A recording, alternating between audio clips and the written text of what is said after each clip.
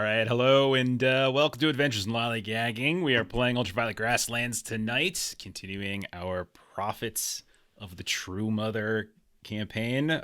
Boy, did the True Mother know how to pick them, right? Like this ragtag group of semi-villainous people from it's great. Everything's great. Everything's great. There is this one really great clip, Chuck. I'm not sure if you saw it. I don't know who did it, but from last time where you just you just hand over like that one annoying guy that you guys rescued along the way. Yeah. It's like, yeah, you can have him. Yeah, he's that yours. whole he's all yours. That's pretty great. Let's see. So we've this is episode 8. We had a really big moment last time around where we first of like the major, like, cuz every game of Ultraviolet Grasslands, like, if you want, you don't have to do this, but there's a travel quest, and ours was to follow visions of the True Mother, and to figure out ways to send to the sky like the shamans of old, and that requires them, collecting these keys, and we collected our first, so that was kind of exciting. But before we get into the summaries, let's go ahead and introduce some characters and some people, and so let's do that, and then we'll come back and we'll get started. So, Joe, tell us about Ensen. All right, I'm Joe with the Defenders of Kobold, and tonight I'm playing Ensen the Musclemancer, who's basically just a Terry Crews Old Spice commercial. Yeah, you remember the old one? Remember the ones that had, like, where his pecs were talking that one time? That gave me nightmares for weeks. I was like, nope, I don't like that one. I don't like that one at all. I think we got to see we've gotten to see Ensen in some action recently too. We got to see him kind of smashing and breaking some bits. We had a fun, crazy fight last time where you guys all were just like wailing on a big herd of mindless shells. So it was good times. Next up, Melissa, tell us about Satrap 956 Lamb. So they're a satrap, orange suit, has a pickpocketing many-fingered monkey lizard named Phil. We are looking at maybe buying some things. So she's got her eye on a satrap radiant gun, which is laser blinding, starts fires, and it's rare. So we're gonna roll a die and see if that happens or not. Yep. It probably won't. I'm gonna make it really, really difficult because I don't want anyone to have fun. I'll just take my spears. So I'm upgrading my like knife throwing to spear throwing. So okay. This is what fair enough. But didn't you have like that bank shot with the knife in the one fight with the jackals? That was pretty sweet. So I don't know. Don't give up the knife too quickly. Upgrading. I'm gonna have some daggers. Gonna have some spears, and maybe gonna shoot some things or not. Yeah. Speaking of shooting things, Bert, how you doing, man? You feeling any better? No, rough. I'm doing rough, but Khalil Abu is doing just fine. The Safranian bean merchant and sometimes barber/surgeon. Very nice. Very nice. Yes, barber/surgeon. It's nice. Yes, /surgeon. I only do the cutting, just the cutting. Yeah. Yeah, real surgeons don't clean up after themselves. Someone else can do the stitching. Exactly. So, let's go to the bottom row. We got a guy who's I'll tell you, I have like 3 different ways of killing him now that I have notes now as we were. Sorry, Chuck. Came here for a good time. Read of the weapons list is very interesting. But for the last time, I think, Chuck, tell us about Tango Carne. Well, this is the last session with Tango Carne. So F's in the future chat or whatever. No, I'm playing Tango Carne. I am a blue ghost hippie dude. And I'm gonna buy a battle axe tonight. It's gonna be great. Okay. Do you want to walk them through what a battle axe is, or do you want to wait? No, we're gonna look. A wait for later is good. Okay. But yes, we'll wait for later. I'm gonna get a battle axe. Well, speaking of asses, that was the easiest transition ever. Jeremy, tell us about MSG. Oh shucks, thank you. You got it, buddy. I will be playing. Damn you! I'm playing Mercutio Savaro Giovanni. My friends call me MSG, and so do these people. Just a gentleman explorer, a cat, obviously. As for my recent purchases, I decided to get a proper violent cat rifle. It just seemed like the thing to do. And a ballistic linen suit, because you need to look dapper when you're committing violence and also, forwarding the cause of the Great Mother.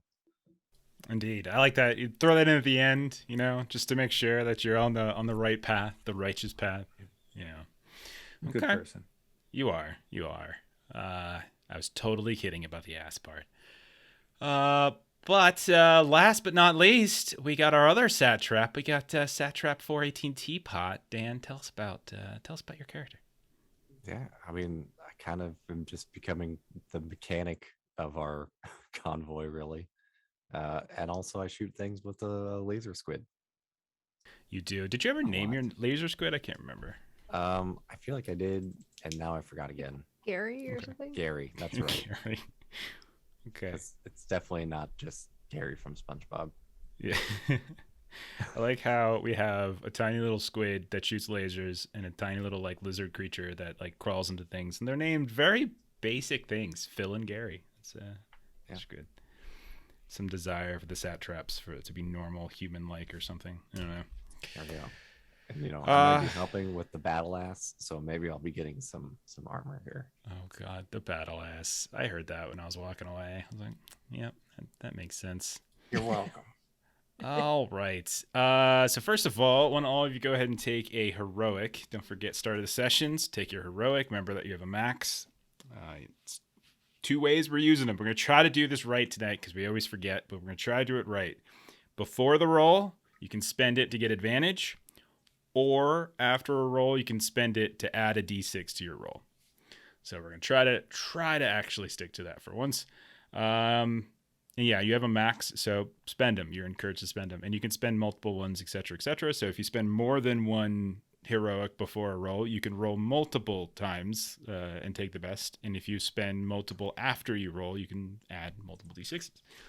Also, d6s, heroics can create natural 20s. So if you have if you rolled a 14 and then you roll a d6 and you get a 6, you just rolled yourself a natural 20. And natural 20s can sometimes explode. There's all sorts of different things that could potentially happen. So stuff to remember. All right, so let's get into the summary then. You are all supposedly prophets of the true mother. You have been sent west into the ultraviolet grasslands by a financier named Circle Angelo from the Violet City and his horned rat masters. You are looking to ascend into the sky like the shamans of old, and you have been carrying with you some sort of secret cargo that Circle Angelo claims is essential to your quest. The True Mother has been guiding you with visions, including one to get you to the Violet City, and another to kind of get you somewhere within the Porcelain Citadel. And in doing so, hopefully you're finding those keys. Now, one of these keys was just discovered near the Porcelain Citadel, where we've been for a couple eps. And when you discovered it, it was this protean earth shaper thing that gave a few of you some visions, and I believe it was MSG. It actually fundamentally changed as well. But you got a cylinder of what effectively is liquid light and metal. That's one of your keys. It's a fairly big thing too. So it's gonna take so Melissa, we're gonna count that as 4 stone. So keep that in mind. This is quite big. But there are more keys that you need to acquire deeper in the wastes. So it's time to get shaken. Now, there's a couple other lingering storylines that we've had here and there that might be something you want to address tonight. One of them, Greenware Pentad 5 body. You found him. He was a member of the same kind of prophets like you are, but he was sent out ahead of you, and you're, he stopped communicating. You found one of his bodies within that herd of empty shells that you encountered en route to the key. You have this weird sculptor that you rescued that keeps going on about some great tentacled unity that's going to bring down the world, but she's very happy and she jokes and stuff like that. So does she stick with the caravan? Does she not? I know that Khalil has been thinking about taking up some work with the Purple Haze Body Snatchers with Jonky Bunko, but there is going to potentially be a time limit on that. And also, there was the grotesquerie that you discovered, which is one of the 2 discoveries that you had around the porcelain citadel. So you've already found the keys, so it's just a question of whether you want to go there for shiggles and for XP. Teapot, you have been training to be a mechanist, so a Vome mechanic. I'm just calling it mechanist for funsies. So Lazaro Romero has been kind of being, there's something about, he's been being cagey about something. And then ultimately you all have to decide like where we go from here. But before we do that, we'll just say we start up pretty much right where we were. So that's out by this Earth Shaper, Earth Mover.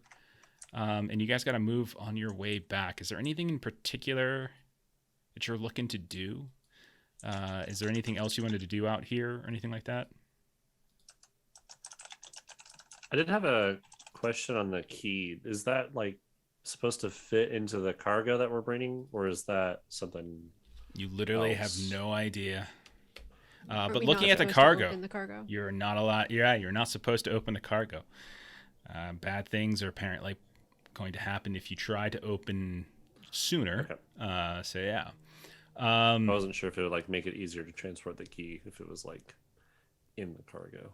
Yeah, you Or have not one specific wagon that's been dedicated to carrying this strange slab, this kind of like marble slab that you've been carrying with you, this big old box, and it takes up almost the whole wagon, I think, too. And yeah, taking as you're, as we'll put this in the scene then, as you guys are loading up your caravan to head back, probably get back to the Citadel.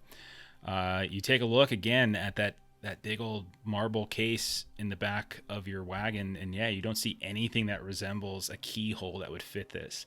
Now, it is kind of like it's a cylinder, it's very heavy, it's like glowing liquid that's sloshing around, but it's also like as if an actual key was like folded around it. It kind of like melted and then kind of folded, and you can still see like weird etches and things like that in the metal. So it likely inserts into something, but you have not encountered what that might be yet. A lot of this is on faith that Jeff knows what he's doing. It's probably like dangerous. a giant key to a giant spaceship.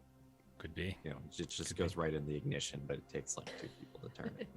It's the key to the door to get into the spaceship. You guys did see how big the True Mother was. Like this, might just be her actual keys. Maybe that's what it is. I'm taking it incredibly literally. I wish I didn't say that out loud, because that's a great idea. Going around the earth finding her lost keys. That makes more sense. Yeah. Mm-hmm. Lost My keys wife to her house, loses or a her keys all the spaceship, time, so or Yeah. her space house and her spaceship. Crawl inside the proverbial couch, see what we find. So, do we head back? Everybody ready to head yes. back? Okay. Yeah. I need somebody. Let's say, Melissa, go ahead and roll a d20.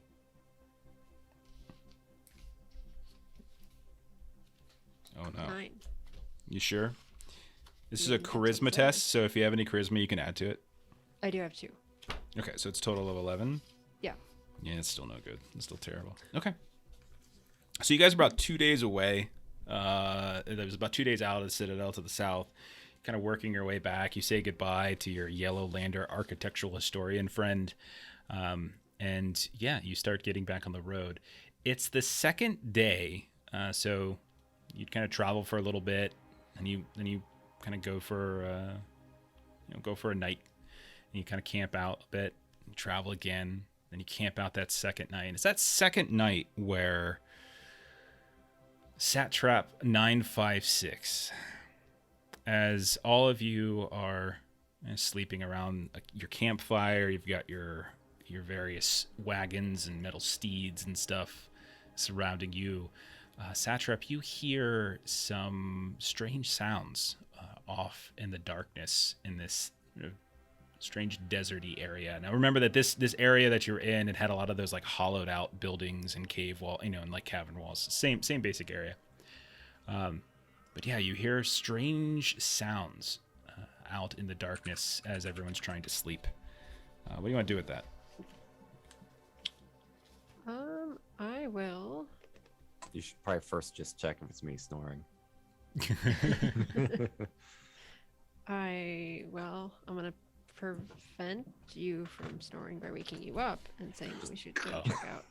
Yeah, I thought she was saying she's going to by murder you breaking right my there. neck. Satrap on Satrap Islands. Yeah. Hot. Satrap on satrap. Hot Satrap, of course. Is there any other kind? Yep. So, what do you want to do with it? Teapot. There's, I don't know, some kind of noise over there. We should probably check it out. I don't want to do it alone. I'll listen. Yeah, as she does. You go ahead. Do you have any kind of perception skills or anything like that? Nope. Roll a d20, and why don't you add your? Let's see, where are you? Your teapot, right? Yeah. Yeah. Roll a d20 and go ahead and add your nomad rating skills, I guess. Okay. We'll call that. So yeah, you can take your bonus. So plus was that +2 for you? +2. Yeah. A little better. Okay, so you're actually interestingly enough, kind of like the perfect person for her to wake up at this point, as you have skills in both like nomad rating, but also you have been training so heavily recently with your your Vecin, your Rome repair and your mechanics and stuff like that. You hear what sounds like a group of, you would think, golems of some kind, moving about in the darkness, kind of outside of your camp. Periodically, you also hear what sounds like the yelp or the howl of some kind of creature. And yeah, maybe they're coming to take our lunch money. Possibly, but that's what you hear. So there's a separate sound and then the yelp of a creature? Yep. So as in like something might be hurting a creature? Yep. Oh, okay. Sounds correct. Yeah. Taking someone else's lunch money first. Yeah, and you do hear the sound from like kind of multiple directions, like the sort of the sounds of the golem mechanisms, the grinding of the metal on the metal here and there, what sounds like, the kind of the beating, the pulsing of like the golem heart energy and stuff here and there. You can kind of hear that from a variety of different directions. Now, currently it's very dark, but not only that, there's like this sort of dusty cinnabar. It's not a dust storm fully, but it's kind of whipping around here and there. It gets in your eyes, kind of burns every now and then, so it's difficult to make things out too much. But plus, it's also incredibly dark.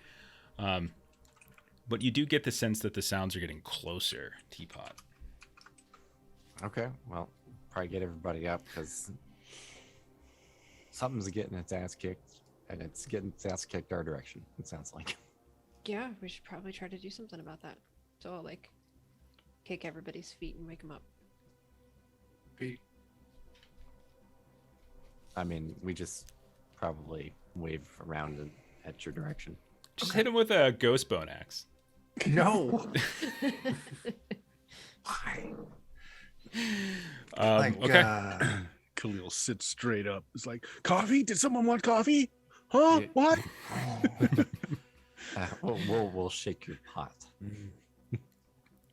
So yeah, all of you are awake now. All of you, once it's pointed out, can kind of hear the same things. And again, the noises continue to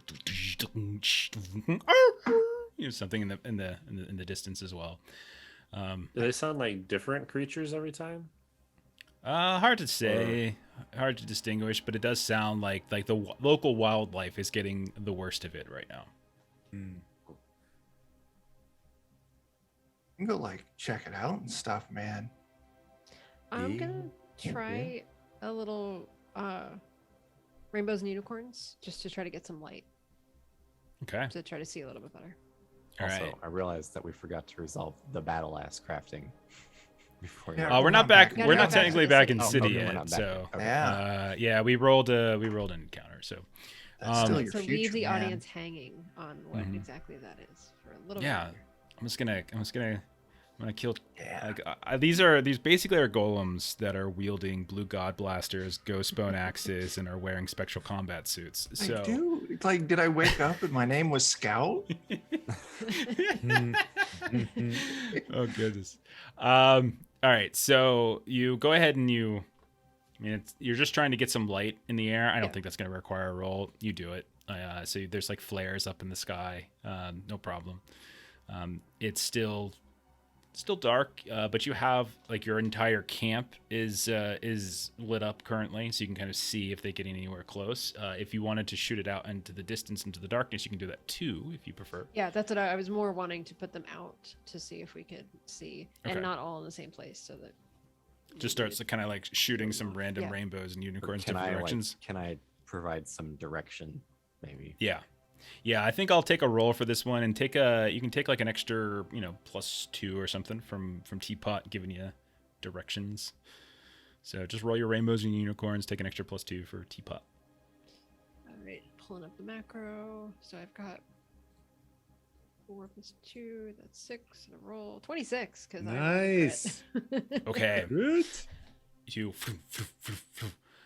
So you just managed to just shoot these colorful unicorn-shaped flares in a variety of different directions, and it's like that scene from like Pitch Black and stuff, where it's just like you kind of want to know what's out there, but then once you know what's out there, you kind of don't want to know what's out there. As once the brightness illuminates the area, you can see that there are numerous. About 8 to 10 foot tall golems of some kind that are ruthlessly and relentlessly ripping to shreds a variety of creatures in the radius around you, and they seem to be, from what you can tell, looking for more. Not only that, but in some of these larger kind of columns of clay and rock and dryland coral, you can see they're kind of almost flying or gliding from one to the next. So they kind of also have the high ground on you. I was hoping it was just a party or a rave of some sort. It is not. It is not. It had a good beat to it. It did, man. It most definitely did. Unfortunately, it actually just has a good beat down to it. So you say like golems? Can we tell like what they're constructed out of? Do they look like stone or porcelain, metal? more than likely, if it's this close to the citadel. Yeah, Okay. you'd probably guess these are likely probably porcelain hunter golems or something like that. Okay. Are they a part of this city, or are they just native to the area? Usually they're used. I mean, you guys have spent a couple weeks now in the Citadel. You probably have picked up a little bit here and there, but they're kind of they're used as like sort of mobile defense. Sometimes they're used to kind of clear out areas of unwantedness, and that could be like kind of creating a no man's land outside the city to make sure that anywhere outside of the ancient defense golems, those huge busts that surround the city, it's basically for that. If that can't reach it, they send kind of squads of these out here and there. So if we like move closer, could we like avoid having to deal with them? Potentially, but you are about a little less than a day out from the city itself. Okay. Are they intelligent at all? Do we know? Can we like? Usually they anything have to indicate that programming we- of some kind. They have some kind of programming. So it depends Okay. on whether they're programmed to kill us or not. Yeah, you would know, Teapot, you would know that they have like friend or foe recognition software. So And we also know that they're just decimating whatever animals are out there. yeah, just slaughtering them brutally is As long as really they're bad not out there. brutally slaughting us. They are still looking though. You can see at least half of them. There's from your count, you saw about 8 of them, Lamb, and you can see that about half. You gotta have. I'm already reading chat, Chuck. You gotta have of them that are literally looking to acquire targets right now. How bad is it to move at night in this game? You can do it. It would likely just mean potentially misfortune rolls at disadvantage, so that kind of stuff. Like, But you can potentially do it. We could test the water and stuff, man. Like, see if they're like out for us or like just out for gnarly wildlife. We got some like people we hired to work for us, right? Let's just send one of them out there. We could send. Sorry, what's the? I was Vigo expecting the so warrior. much pushback here, but like I'm about it. Yeah. So you wake up Vigo, who you picked up, by the way back in the Violet Citadel, and he's just been kind of wandering around with you since. He's a warrior. And yeah, I would go too. I mean, I've got Phil with me, so I'm not like particularly interested in just random creatures being killed. Okay. Yeah, so what do you say to convince Vigo to go do this?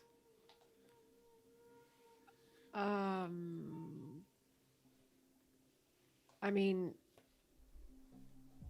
you've been pissing and moaning that like we keep leaving you back at the caravan and we keep doing all the fights ourselves. And you're not really in the middle of the action, and we didn't bring you along just to watch the sacks and all of that. So here you go, middle of the night, stuff to go look at, maybe stuff to fight. I think you should come with. Okay, charisma Seems test. It inspiring to sounds me. like. Yeah, that sounds like a charisma test. Go for it. It's not really my best stat, but sure. Yeah, if you have any kind of like, 17's good. There you go. He's like, and he looks at you. I don't remember what voice I did for him, but okay. I guess you're right. I guess I gotta earn my keep. You got me out of the Citadel. Okay.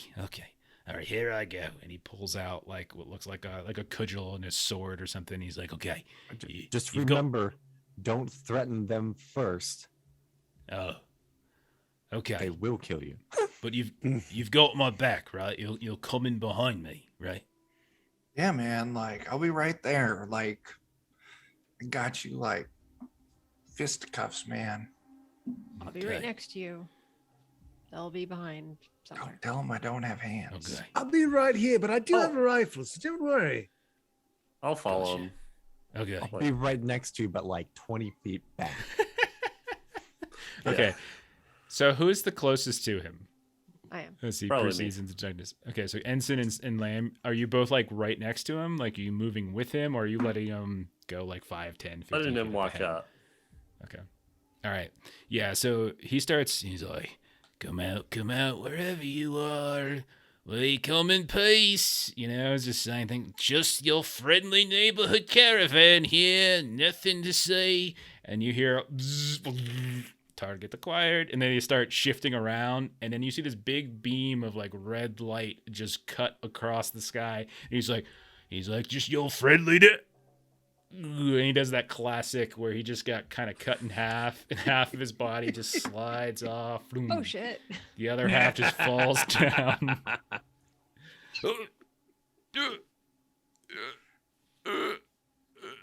And he's laying in the ground, having just had something completely awful happen to him. There, Lamb and Ensign, and you can see that these two. Attaboy, that's how you don't require aggression. That worked surprisingly well. One of them is now charging up towards the body. What do you want to do? Can we take photos and claim insurance later? Take lots of photos. So Like- Because they did that to us, you know, when we accidentally ran over that one guy, and we had to pay a lot. So Does I like it's only looking fair. for cover. does anyone know if golems have souls? Teapot, you would know that they do not. All right, I'm going back to my plant, everyone. Okay. Lamb, go ahead and roll stealth test.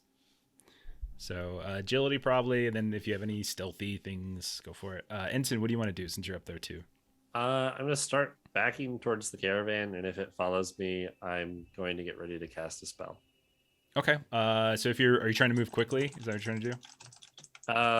No, I'm like kind of frozen that a guy got chopped in half in front of me. I'm just like slowly And he's still like, backing away. I think I'm okay. Oh. You're fine, man. Yeah. Okay. Drag him over here. I'll see what I can do. I pull my knives out. Which part? That part's already done. Okay, so Ensign, you just go back then? Yeah, I start backing up. I'm Okay. watching the thing to see if it comes towards the camp. How did that stealth test go there, Melissa? 13. I spent a heroic to get a d6. Are you cool with that? Do you have any others that you're gonna spend? I ask now. Yes. I'll Okay, you spin don't the have rest to. I'm just around wondering. for another one. Okay. Gosh, cat. 14. All right. So 14's a total. Yes. All right. All right. I'm rolling now, so you don't get to. Okay. Oh. You can see as it comes charging up. Looks around. Target. Looks up. You see this little line of red kind of come out as this acquisitioning is trying to find something, and as it kind of scans the horizon, it catches Phil kind of scurrying around maybe on your shoulder right behind this big rock, and it goes target, and you hear what sounds like the echoing of like two more like in the darkness that are kind of following through. It's like they're doing kind of a call response, and they all begin to kind of enclose close down on your location, Lamb. Okay. So with spells in this, the level I want to cast them at is how much life I dump into them, right? Cost? Oh man, it's been a while since I looked that up. Hang on. It's the spell should have its own level. Like you should have a level for it, and then. Oh, okay. I thought it was like. Yeah, I got it. I thought you could Spell learn cost like a is spell, life and then you could. or stat points. Well, I get what you're saying. You're trying to see if you can cast it and like make it even like stronger upcast. if you dip. Yeah, I get what you're saying. So the total price to pay the cast is their magic cost times the spell power. The default cost is 2, marked with the little underlined thing to do. So the third power obelisk would pay 6 life. Okay, so I'll tell you what. Yeah, you can, if you want, you can increase the cost. Yeah, we can do upscaling. That's fine. Okay. So I want to upcast to. You said it's like D&D equivalent ish spell. Like, what's yeah. the I mean, max like if level you of spell in this. You can kind of think of it. The game only goes up to 10, so I don't know. We could say maybe 5 I think 5 because it might be 6 because it's the D6 cost. I can't remember exactly, but we'll say 5 for now. Okay. Could be 6. Level 5. So I'm going, and it's the spell level times 2 plus 2. Why did I not keep the page? Sorry. Because I'm an idiot. It's spell level. Magic cost times spell power. Yeah, it's magic cost. So times the spell power. And so the magic cost is going to be... Okay, we're going to upscale the cost. Or are we going to upscale the power? What are we doing? I mean, I think either way, you're channeling more into it, so you're going to end up either way doing more.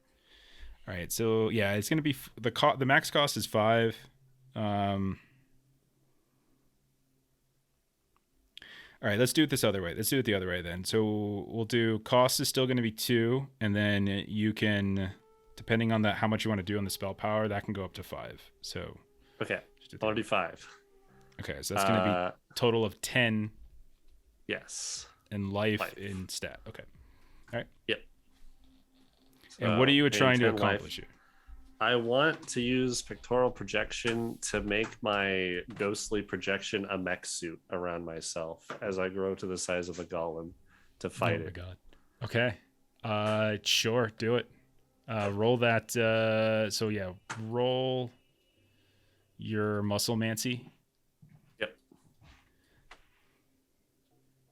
And I'll do with advantage on a heroic. Okay.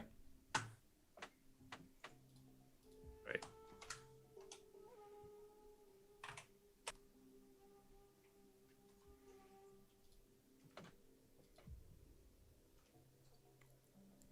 $21. Sounds good to me. So yeah, you grow to the you manifest with your muscles some kind of strange tissue-like exoskeleton. Like muscles begin to grow around you. So I picture it like, because this is pictorial projection, so it's more like a ghostly apparition. So Okay. I just kind of start growing. There's this like cloud of me but Okay. bigger around myself. All right. Piloting a U suit. Yeah. Okay, and then Lamb, if there's something you want to do, you're up front. I'll give you one action as they start to close in on you, and then we'll go into initiative.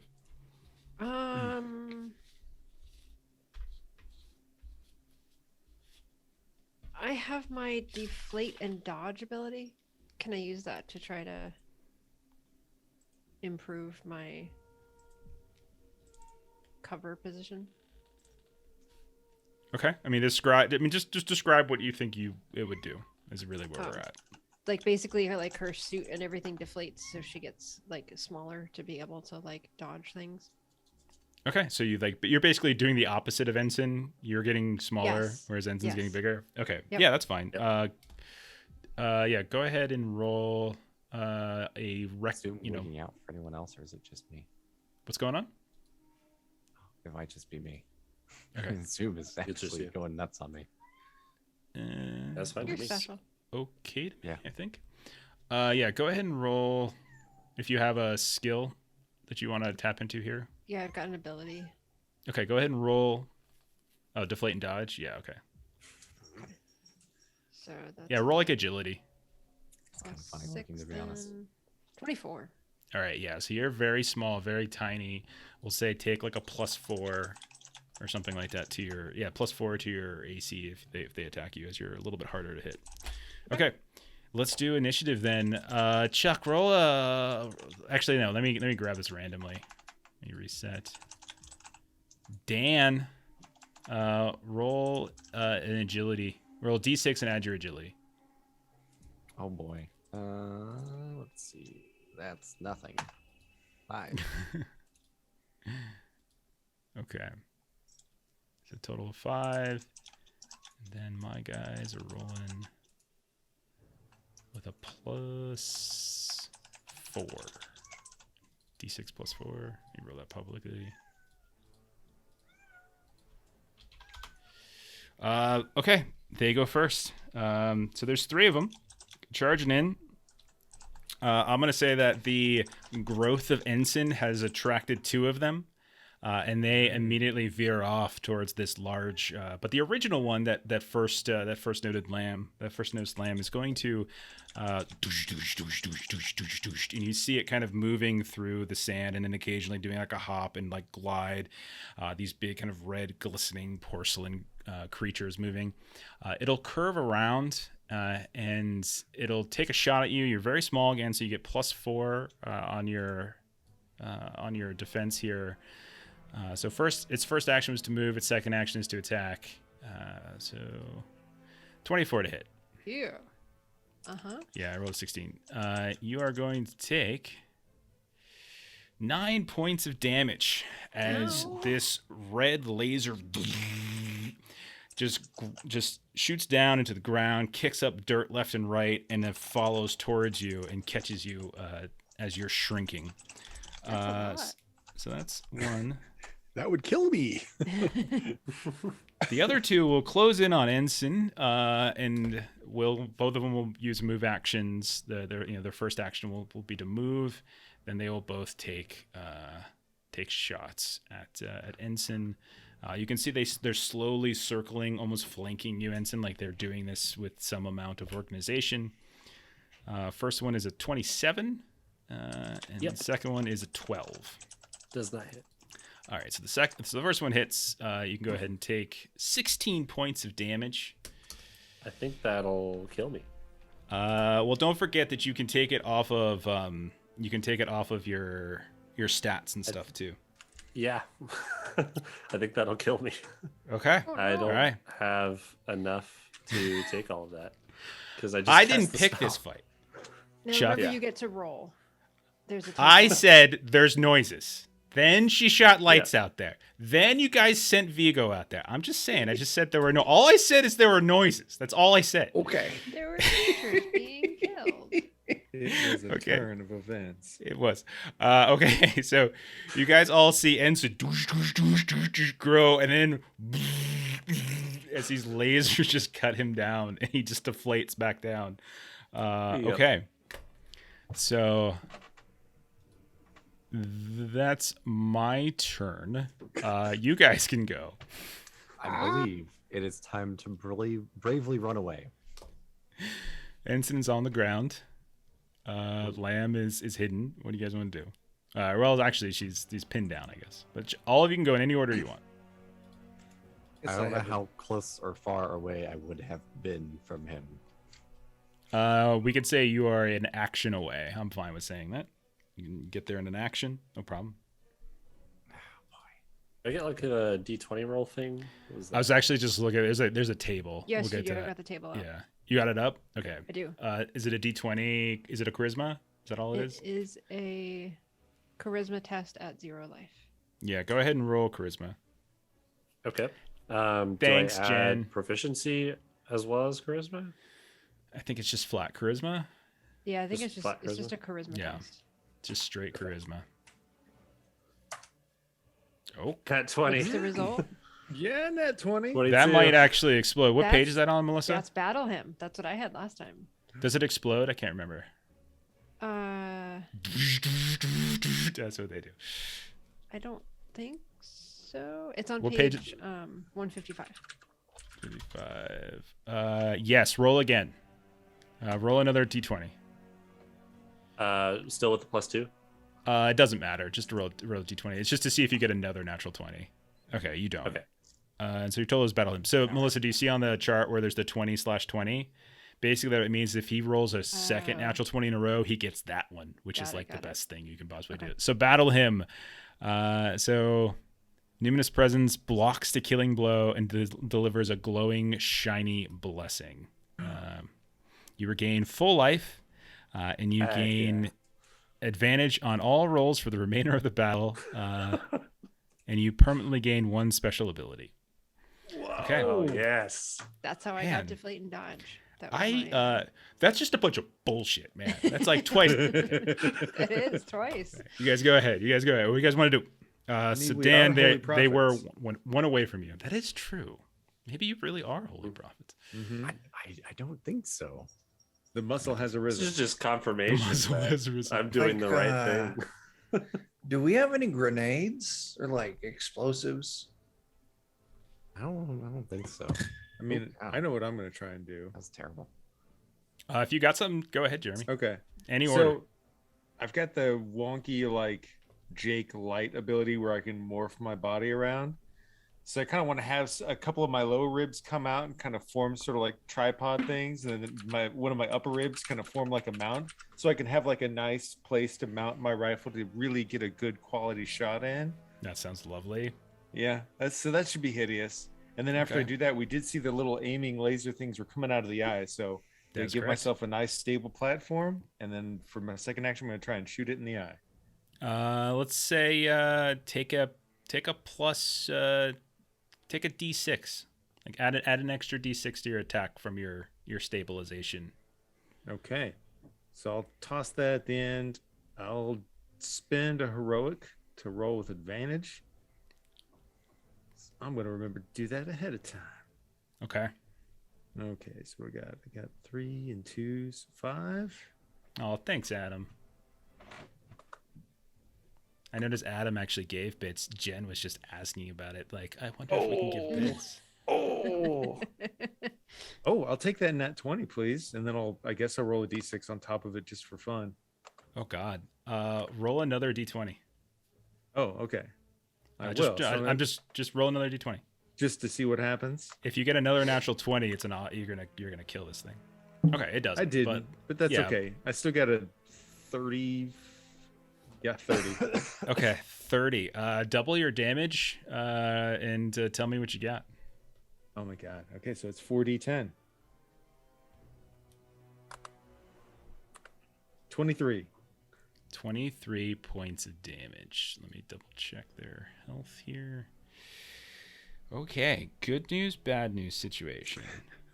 Good news is that you did a lot of damage.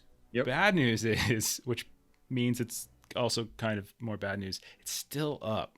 As we'll say, you take out you said specifically you're targeting the laser, so you're going to take that out, and that's going to take out their main weapon. And so, like, you take out, you shoot in, you fire, you blow up that targeting laser, And with that, like you can see this one was and looks very confused. It still has his smashy arms and stuff like that. Why are you doing this? But that big laser thing that cut Vigo in half is now out. Do you want this to be one of the ones that you attack Joe? That's attacking Joe, or do you want to be the one that's attacking Melissa? I mean, clearly the Holy Mother is taking care of Joe. The muscle has arisen, so this is going to be the one attacking Lamb. Gotcha. All right.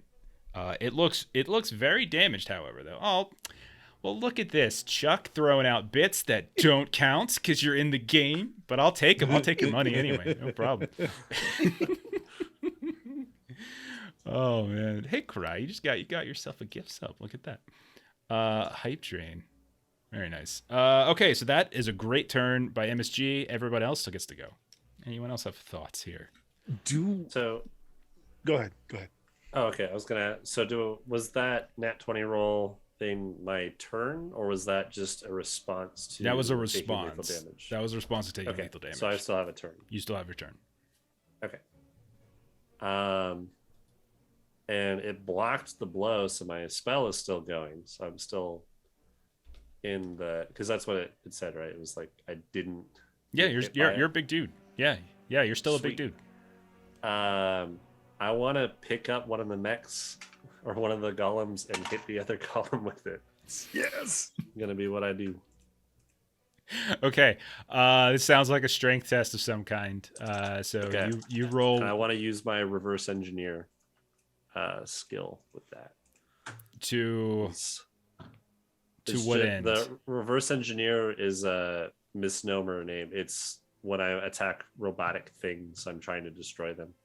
Okay, so you're trying to essentially figure out after picking it up, what's the best way to smash it? Is that what you're trying to? Yeah. You're trying to. Okay, yeah, I'll take it. Yeah. It's basically just I don't like technology, so reverse engineer. But yeah,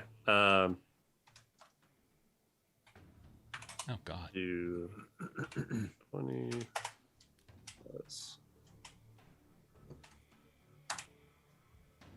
All right, 19's fine. Yeah, 19 will hit. sweet. So let's roll some damage then. How about we do? This is on one that's on next to you. Like, how about we do like maybe 2d10? You're doing like this. You're a big giant person. You just got this bonus, and like now you've got the battle hymn and everything. So yeah, roll 2d10. 9. Or do I add strength to it? Because you cast the spell for Musclemancy, I'll say yeah. Go ahead and add strength. Okay, then that'll be a 14. 14. All right, very nice. This thing's still kicking. Roll a charisma test. Just flat charisma. Add your charisma. That's it. Nothing on top of that. Okay. So it's like basically a luck test. Okay. You pick it up. You 9. smash it. Are you gonna do something? 9. Was 9. my Okay. charisma. I wasn't sure if you're gonna spend. Okay. You pick it up. You smash it, and it's like you hear it constantly, like kind of communicating, like target acquired, and then you smash it down. And you hear it like reacquiring, friend, foe, targets acquired, as if it was like almost like switching you, like it's like friend foe acquisition to like friend for you, but it didn't quite work. But maybe it gives you some ideas. Thank you, Too Old to Twitch. You all can use those because Too Old to Twitch is an audience member. What was it? Thanks. He gave me a nuke. We So- get a heroic. Oh. Yeah, everyone can get over it. Well, it's only 5, so somebody doesn't get it. Jeremy already got one from Adam. Wow. Did you see Melissa just say no? Like I'm Jeremy willing or to no? bypass mine because That's I'm just fine. hiding in my plant. You're hiding your plate. Okay, fair enough. Yeah, so Jeremy can take mine. So you all done, Joe? Yeah, I think that's my action. Okay. I guess Next that up, was one you technically have action. 2 actions. Okay. So I picked one up, I hit it with it, and then I want to try and jump and elbow both of them. Like Okay. into just a dog pile of all 3 of us. Okay, so you're trying to you're just trying to pile drive on top of these 2 golems. Yeah, go ahead. That's All fine. right. It sounds like some kind of strength test. Yeah. I'll I pictured reverse engineer as like, again, whenever I'm trying to attack anything robotic, I get that as my skill. Because it's not like an intelligence based thing. It was like, it's a skill is dismantling tech. Mm-hmm. Okay. So it's more like a demolish is kind of what it is. Is that what you're saying? Yeah. It's okay. Reverse engineer is just like it's just ironic. For it. Yeah, it's ironic. Okay. Yeah, as long as it's taking ironic. that laptop and breaking. As long as you never try to use it for like a situation where like some sort of finesse and actual knowledge of machinery matters. I haven't used it like that ever. It's just trying to destroy things with my muscles. I think that's fair. Yeah, I think that's fair. Go for it, man. All right. 13, and I'll throw that bonus heroic on it. Okay. So 17. That will now do it. So go ahead, since this one's not as flamboyant, we'll call this one 2d8 plus your strength. And don't forget, you've got advantage on rolls for the rest of the combat. That's true. Oh, if you want to roll it again, see if you that. crit. Yeah, good catch. Jeremy. Yeah. I forgot. Nope. Okay. That's fine. I'll remember that. Okay. 17. I'll apply that to both of them, since you said specifically you were trying to pile drive into both of them. Yep. The first one that you smashed down definitely looks like it's struggling significantly. The other one, like it's kind of falling apart. You can see some of its paneling, its porcelain paneling has been cracked. Others falling off.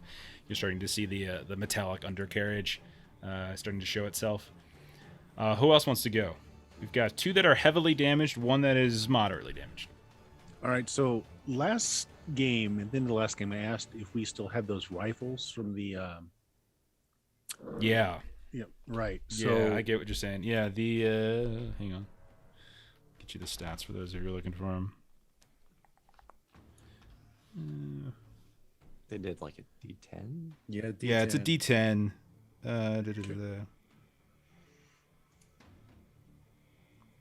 Yeah, it's a D10 with a reload of 3. And so basically that just means you have to reload if you roll a 3 or under on your D20. So it means you have to spend an action to reload. So I guess, can I spend an action to go grab one of those rifles?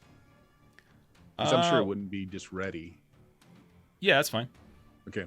And then another one, I'm going to, brace the rifle on something nice and sturdy, take aim, and I am going to spend a heroic to do advantage on my attack roll. Yeah. You said Sounds 2 good. of them are damaged, right? Yeah, there's 2. There's one that's attacking Lamb by a giant rock that is smoking. And is also missing its targeting laser. Yeah. There's 2 that are by Joe by Ensen that he has been walloping pretty fiercely. Okay. The 2-on-1 doesn't sound cool, so I'm going to try and take out one of his shot. Okay. Okay, and I get agility with this. That's fine. Yeah. Yeah, and then you get a bonus on your level, right? So I'm a level 1, so +2. Is that adequate? Yeah. If you have a skill, you have. You need a skill for it, which I don't. Okay, so then just add your agility. This is flat agility. Yeah. So I'm going to do it as 2d20 and take the best of the 2. Sounds good. So what did that roll? 17 and 11, so a 20. Okay, that is definitely enough to hit. Roll your D10. Okay, and a D10. Now, can I spend my other heroic to add an additional D6 to the damage? Sure, let's do that. You should be able to just roll your D10. You might actually kill it outright. Okay. 3 points. Burn the heroic. I think you'll be able to get it. 1 point. Of course. You know what? I'm gonna give it to you. So if we can It's gonna finish this roll explode. for 3 more minutes, we can take another heroic. Yeah. It's gonna So this is what's gonna. I'm gonna let it explode because what's gonna happen is go and it's gonna do the classic blow up when it dies. So you see it just, which means I need some sort of agility save here from Ensign, but also from the other one that's standing next to it. Okay. It was literally down. You needed to roll a 2, so it was down to 1 health. I always hate when they get down to 1 health. So. I'm helping. So do I need to roll one from behind my cover spot? No, this was Ensign he was targeting. The one, Okay. the 2-on-1 by Ensign. 13. All right. I think that's a fail. Let me roll How many of these one. golems are left? After this one, there's 2. All right, mine passes. Go ahead and take an additional. Oops, sorry. This is Ensign. Go ahead and take 4 points of damage from the explosion of this other. Okay. So that's MSG, Ensign, and that's Khalil. One of them's down. 2 more are left. One of the ones that haven't been injured yet, Yeah. I am going to bravely leave my plant. And I'm just going to go and try and fly right around in front of its face, try and throw off its targeting sensor so it can't hit anyone I else. like that. Yeah, roll roll like an agility or something. Just you know, whatever. And if you have a skill that you think applies, go for it. Agility would be fine. The higher you roll, the bigger the penalty on its attack. I got 13. I'll Okay. spend my heroic All right. and throw a d6 on that. All right, So- 16. Yeah, I'll give it like a -6. That's a pretty big Yeah, just penalty. all up in its face. Yeah, as you're just yes, and that's the one on Lamb. I was going for one of the ones that haven't yet been hurt. If there's Okay, there's Such a they've beast. all been hurt, but the one that's probably healthiest is the one that's the last one Yes. on Ensign. That's the one I'm So that's the going one you're for. on. Perfect. yeah. All right, so Teapot. So we got Teapot and Lamb left to go. Mm-hmm. Do you want to go first, and then I'll just basically laser whoever's left? So I'm gonna need to try to attack the one that's near me. Okay. This is the one that's missing its laser targeting thing. Okay. So it Yeah, will so I'm be gonna come punching out you if and- it survives. Throw a dagger axe at it. Hopefully. Yeah. All right.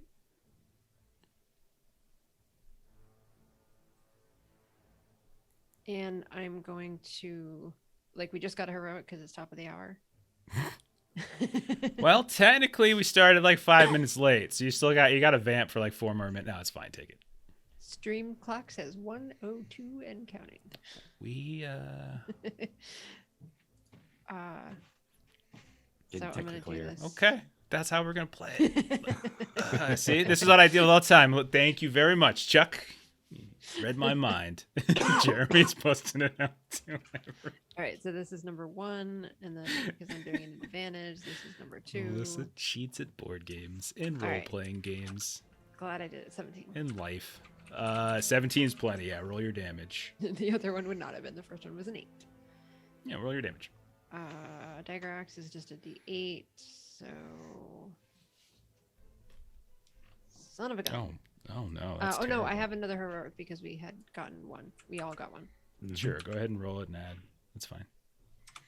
That and so 6. All right. Still kicking, but it looks Darn it. quite terrible, in fact. I don't think it'll be kicking for much longer.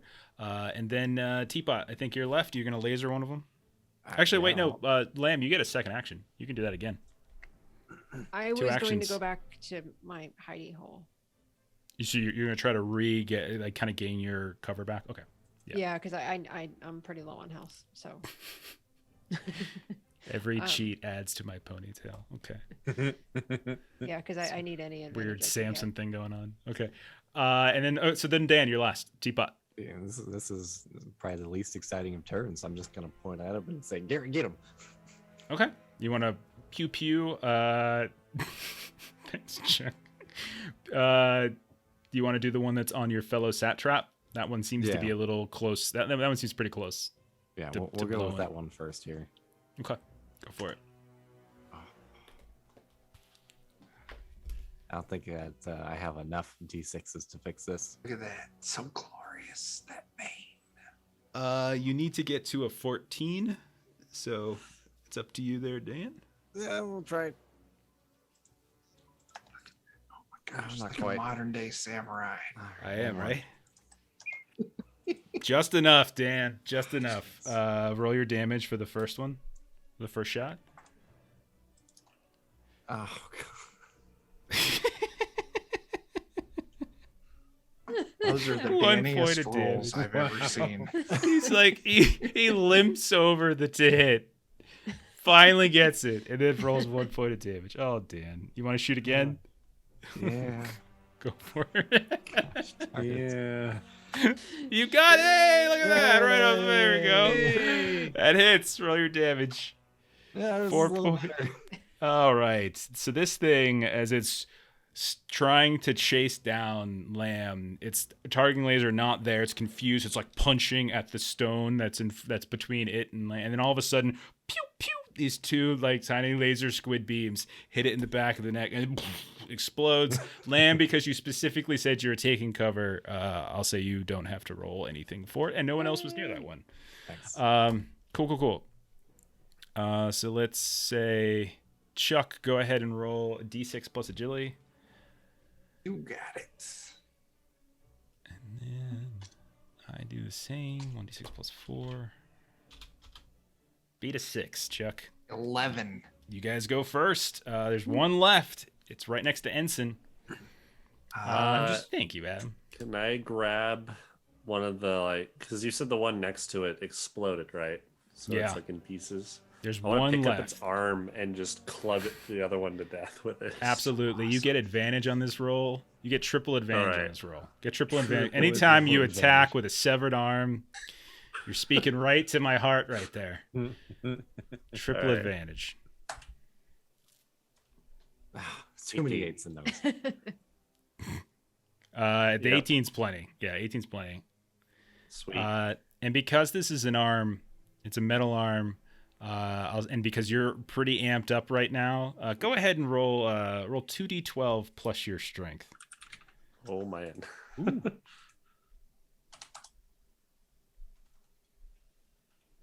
There's very little things I like better than ripping the arm off of a creature and then hitting it with the same arm.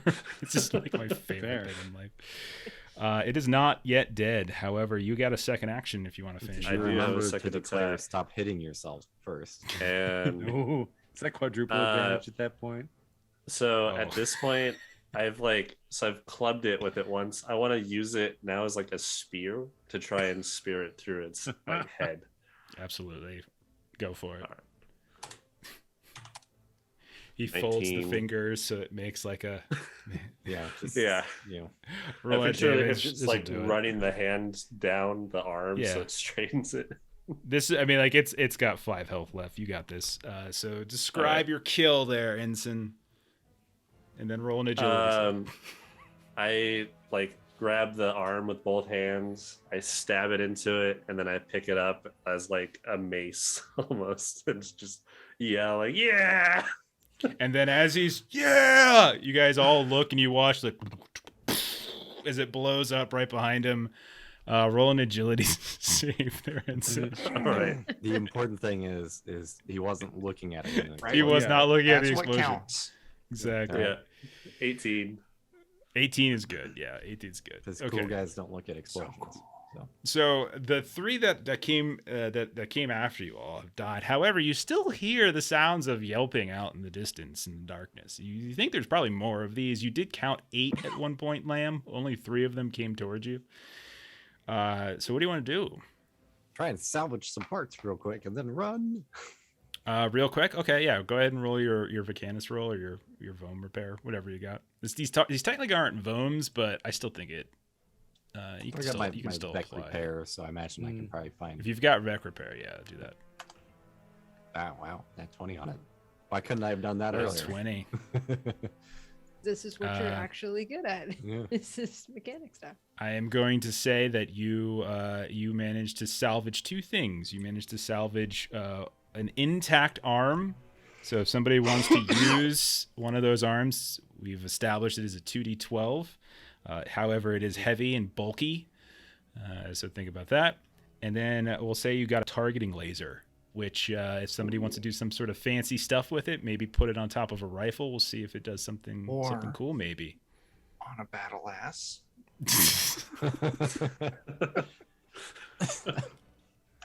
Okay. I'm gonna try and patch up anyone that seems like they're pretty bad off. Yeah, took damage, Lamb's Lamb? gonna come limping over from the rock that she was hiding behind? It took a little bit. I'm at 10 of 14. I'm at 5 of 14. I can't. All right, well, let's try you first. So if you have a skill, what does it add to the roll? Your proficiency bonus. Right. Are So you it'd at level- be- A +2, I think, right now, where you're, Yeah, where you're 2, at. yeah. Yeah, +2. Can I like float up in the air and keep watch? Sure, and there's enough of these rainbows around that you can like the flares that are floating up in the sky here and there. While you're up here, you do notice that there's like these strange like shadow blocks here and there, where like just hanging randomly in the air, where the light from her rainbow and unicorns just doesn't seem to cover, like these weird black, square voids, like cuboids, I should say. But you do notice, there's like 5 more out here. You see like 2 of them are taking down what looks like a fairly large, almost brontosaurus-like creature, and they're just like kind of cutting it down like it's a big tree. And there's a few more that are beginning to move in the direction of where the 3 that you all destroyed are, as if like it might know something's up from the explosions. We should probably pick up poor Vigo too, and We can salvage him. So I only got a 14 from Melissa. I don't know if that helps or not, and I did use my extra d6 to get that. Yeah, I'll Oh, say. yeah, I only needed 9. Well, I mean, I'm not sure what I needed to roll to actually succeed at doing it, though. So that's Well, what we'll do is we'll say take. Would you roll 14? You said. Yeah. Yeah. Go ahead and take like a D6 plus his proficiency, so D6 plus 2. Take that back as life, but if you took any attribute damage, you'll continue to take that attribute damage. Poor Vigo. Well, normally I'd say the leg would have to go, but I think you're probably attached to it, right? Okay. So we'll just do this instead. Okay. All right. So I get 5 back. Mm-hmm. So you guys quickly go through the what was left of the ones that you destroyed. You grab a working robot arm that you might be able to smash with, and a laser target that you might be able to adapt to like a ranged weapon or something. You grab the 2 halves of Vigo, and then you get in your vehicles and you get the hell out of there. MSG, can you roll 2 charisma tests and take the lower? Oh, yes. Joe, also, because you died, you take a level of fatigue. So if you didn't have a level of fatigue, you're now grumpy. Okay. And then what was the special ability thing? Is there like a table come for up with that, it. or- No, I think we okay. can roll on it. Like we can roll that kind of stuff if you want. But I just I've made been one letting up, you. like, that Yeah, made I've been sense letting or you guys something that I from the beginning. Just if you got something cool you want to make it up. If I spend a heroic, can I'll I think on that a not little roll at disadvantage? That's Basically, correct. roll with advantage, turn it into regular. Yep, that's correct. I'll do that. I don't want us to get stuck out in further nonsense. God bless it. Well, Well, there you go. Got any heroics left to spend on that? So I guess I'll add it. you want to? Okay. We'll see if we can get ourselves over the 10. Okay, go for it. comes to 1. Here comes You did not get over the 10. Oh. Someone just bought us Thank you, some Legumes. more. Hey, Lagoons to the Victor. How's it going? Whoa. Thank you so much. There's That's more heroics. Melissa, are you keeping track of them? Because I'm not. Sorry. I'm just assuming everybody's sticking one in their sheet when they come up. All right. So many. I have so many nukes. This is crazy. So I feel 9 is what we're. obligated to just use that. Okay, yeah. Go ahead and use one. So I'm at a whopping 14 after 14. 3 heroics. Yeah. Okay. Yeah. You. Does MSG wear clothing? Oh yeah. Well, Okay. we haven't actually had a chance to buy our new stuff halfway. No, we have. No, So- but I'm just saying in general, does he wear clothing? Yeah, usually he does. Like previously, he was wearing like some robes and whatnot. He kind of has like a goofy looking safari outfit. Is there what would be the most embarrassing thing to happen to MSG? I don't know. I don't know that he has much shame. It's fair, yeah. You got shaved? Oh my god, yeah, because he's got that weird like chromatic skin now, or the Quicksilver looking skin. Like if something made him lose all his fur and he was one of those hideous hairless cats. So Hairless you cats suck. you guys travel through the night. It's a little dicey at times, but you do manage to get back to the Porcelain Citadel. As you know, in the morning, as the sun kind of comes out from behind the haze above, and you guys are just getting near enough to the defense golems to feel safe to like stop for a moment, maybe change out some clothes. It's at that point that you look over at MSG, and all of the fur and hair from right around his stomach downward has just been like eaten off or burnt off by something, and you're not really sure. And the upper half has got some. And as you start poking around, you realize there's some kind of mites in the dust that was kind of like ripping through and just devouring his fur. Something about his fur specifically that just seemed to be very tasty. And so he's just bare-assed for a while. Maybe it'll grow back. Does that mean we got to give him a bath? They make dips for man. this sort of thing. They do. I told you you look just like that one cat I brought back. Well, I mean, at the very least, you're welcome for the view. Just let's not make a thing of it. I mean, like, you've already got the thing of it, man. Like, it's It's too late. okay. It's already a I mean, thing. look, I don't really want to talk about it. If you want to talk about it more, I will expand the size of my anus, and I don't think you want that. Oh, good God. It's like a No, pool Sadly, floating, he is man. capable of that. I believe you. You do That's not have to a- prove that. that is a sufficient threat for Lamb to avert her eyes, though Phil is still kind of poking around. Well, let's go. So you've made it back to the Citadel. None the worse for wear. A little embarrassing on MSG's part. A little bit of couple bumps and bruises. You do have your key.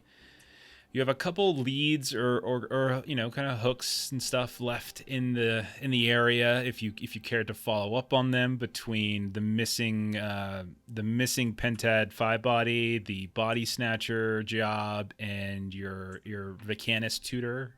There's also the other discovery that's you knew was 4 days away, the grotesquerie. So there's a couple things that you wanted to do. I know you guys want to do your shopping. Most of you did your shopping, so assume you have it now. The question is do you want to actually spend a full week here and do more destination actions? You don't need to do that just to do shopping. Or do you want to just do a couple odds and ends and then kind of leave, like spend a day or two and then go? What's the plan? You guys can talk the plan out too. Like, I'd if like I can time. just go ahead, man. I was gonna say I'd like time to try and get another spell before we head Okay. out. That would I be a need- full week. Yeah. Yeah, I need long enough to get my battle ass, man. Once I got that, I'm good to go. Day or two, probably. Now does Okay. Chuck get to describe what the battle ass is? When Oh yeah, man. he could have like, done it earlier. He just didn't want to. He was waiting. I didn't want to, man. So like, you get a donkey, right? And like, you buy some spiked armor and like, pay someone to put the armor. Well, I'm paying Teapot to put the armor on the ass. I'm going to attach a couple spears to it, man. Well, Teapot is going to attach a couple spears to it. And then we'll get a little saddle and put a little cup on it. That way I can put my plant there.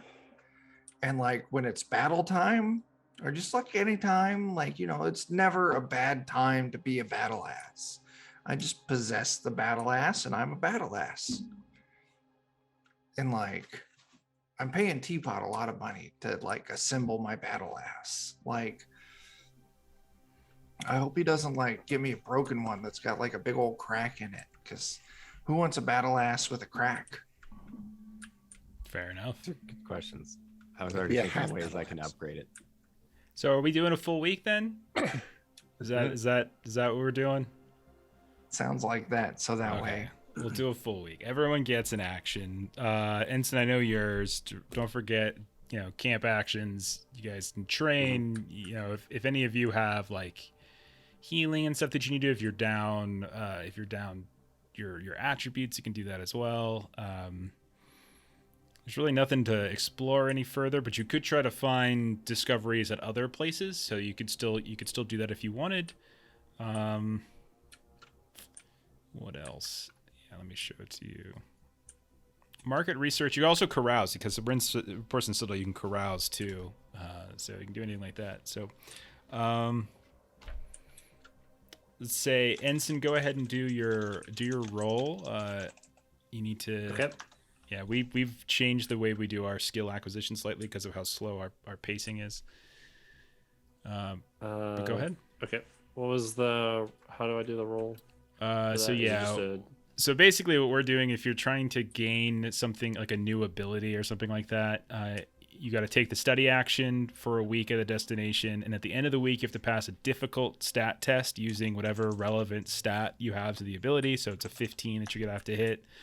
On a success, you gain that ability, or in this case for you, you'd write a new spell or learn a new spell, something like that. Can I spend heroics on that? Yeah. All right. I want to spend a heroic to roll that with advantage. Yeah, go for it. And then what do I add to it? My Musclemancer. It's the relevant.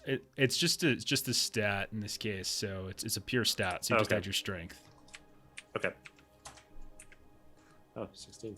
Just enough. Yeah, 15 would be good. Do you want to tell us about your new spell now, or do you want to wait and just use it at some point? Surprise everybody. Well, I've got two abilities, I guess, because I have the other one from the Battle Hymn. Right. So the Battle Hymn ability I wanted was going to be Ensign's Elbow. I just want it to be like a bonus to jumping and elbowing people because I seem to be doing that a lot. Elbow. Okay, I like it. I like it. So I don't know if it'll be like no copyright infringement. No copyright infringement. Yeah. Copyright the Lollygaggers. Yeah. wait a second. Joe's a defender, actually. So if there's any litigation necessary, definitely go to the as the owner of Defenders of Cobalt LLC, I happily signed those rights over to the Lollygaggers. What? I can not only stream to your channel now, but I own the Defenders of Cobalt now. No, not the Defenders, just Joe's Elbow. Oh, okay. Yeah. I don't know. I don't know. We'll have to clip that. I think I own the Defenders now. You might. Right. Congratulations. We're making some changes here. Okay. And what's the other one, Joe? The spell I wanted to learn was called Hamstring Haste, where it basically gives me haste and my hamstrings bulge out, so I could run faster or jump farther or all sorts of anything speed related to my legs. I like it. Musclemancers don't skip leg day. No. Good. Awesome. Good. Who else wants to do something? We got actions, destination actions, anything. That list. If there's something on the list that doesn't make sense, yeah, go for it. So, to get a new skill, do you have to have the slot open? Like, do you had so like under the skills list, right? It says my next open one would be at level 3. So I can't get a new skill until 3. You can train in it, but until you get enough XP, you couldn't actually use it and gain your bonus yet. So you'd have to get up to the level bonus. Did we get XP from that fight, or did we get it? Oh yeah, thank you. You would get XP from that fight. Thank you so much. Okay, so for the conflict, that is a hard. So 2d6. Then it was how many people? Who got final blows? I think Khalil got one. I killed one. Got one somehow. Teapot got one, and Joe got one. The three of you, you're gonna get an extra d6. So you're gonna get everyone gets 3d6, and then Bert, Joe, Dan, go ahead and roll 4d6 total instead. And then it's times 10. Times 10, yeah. That's how much XP you take. I keep rolling low on these. So all right, 120.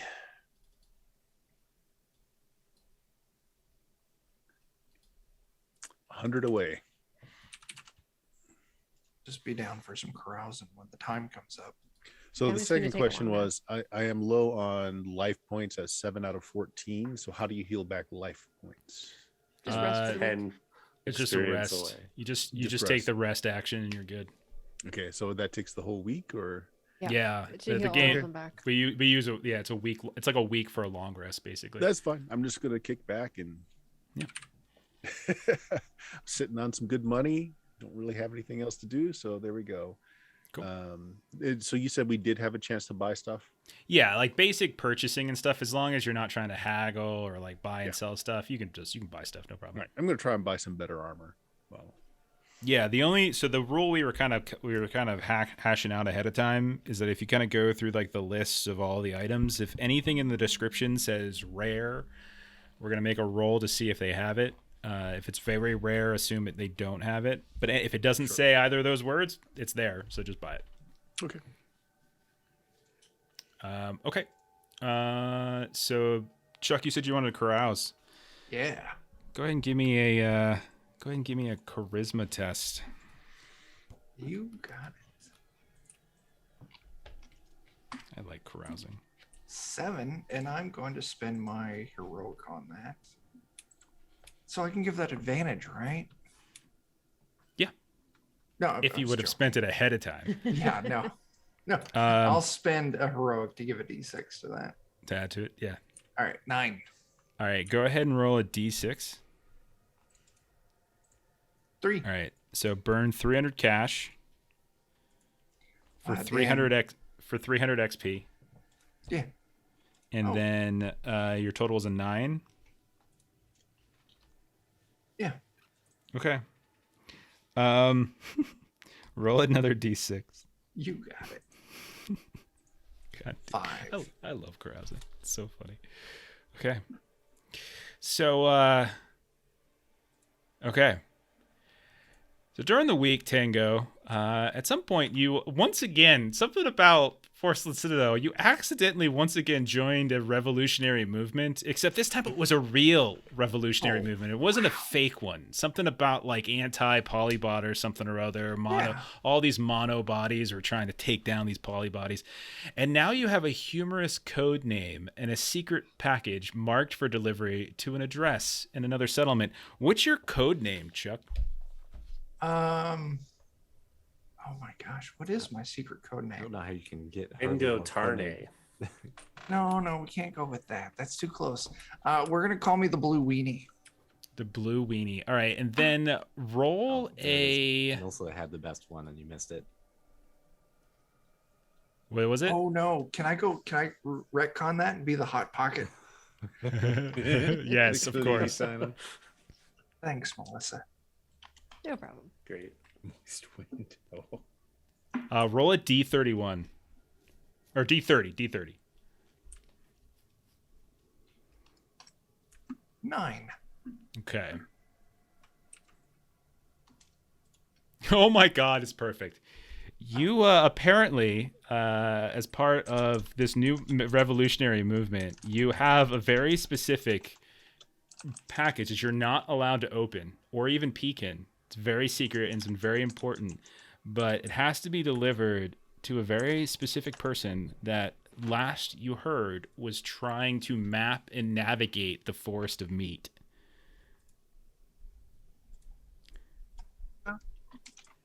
So you can see on the actual packaging itself, like the stamps and stuff like that, there is a name.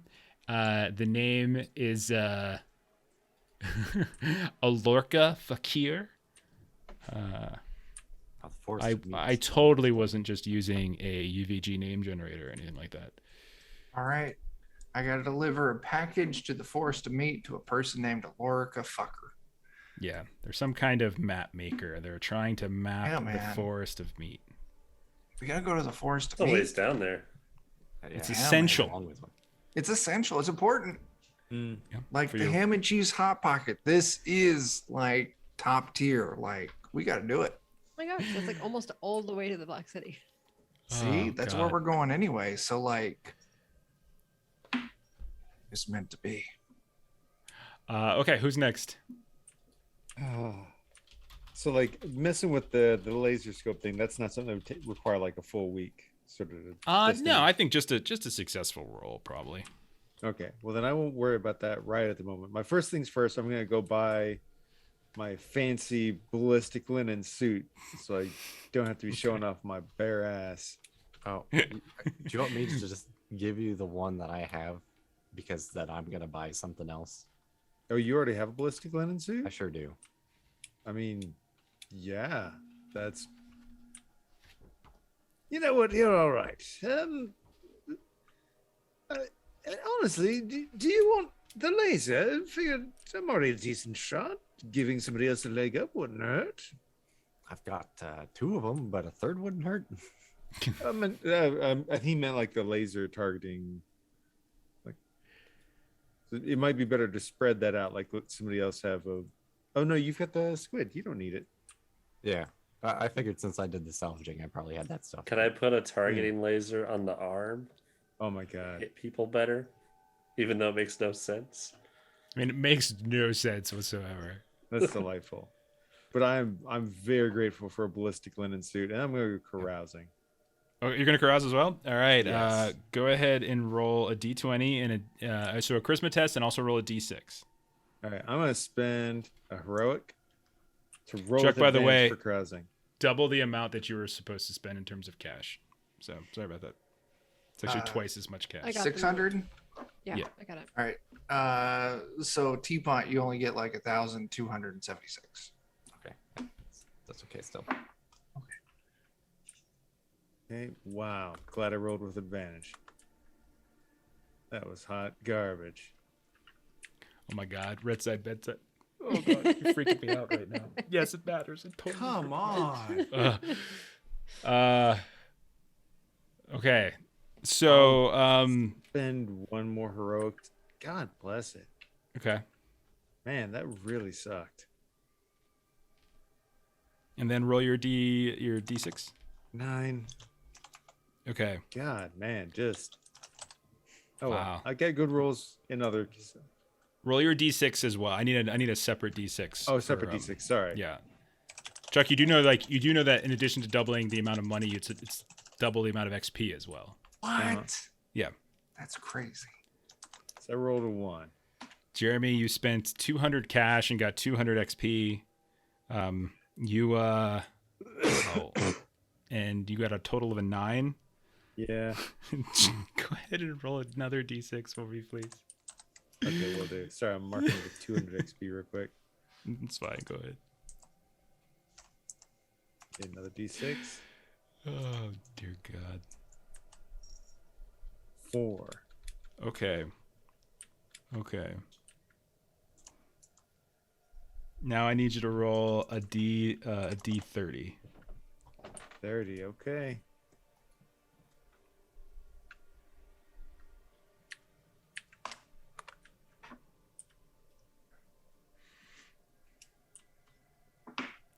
Okay.